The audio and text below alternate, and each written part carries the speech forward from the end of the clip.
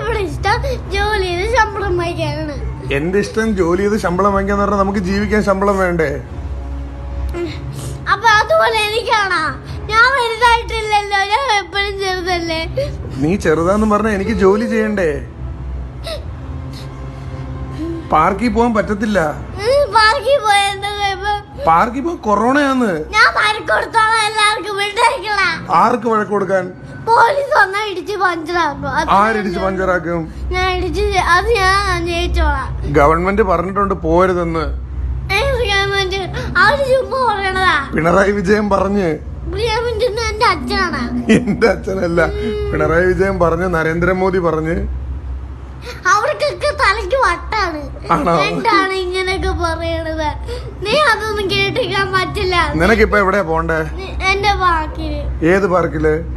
സുഭാഷ് പാർക്കില്. അങ്ങനെ സുഭാഷ് പാർക്കിൽ ഇറങ്ങി പോകാൻ പറ്റത്തില്ല പൊന്നു, കൊറോണയാന്ന്.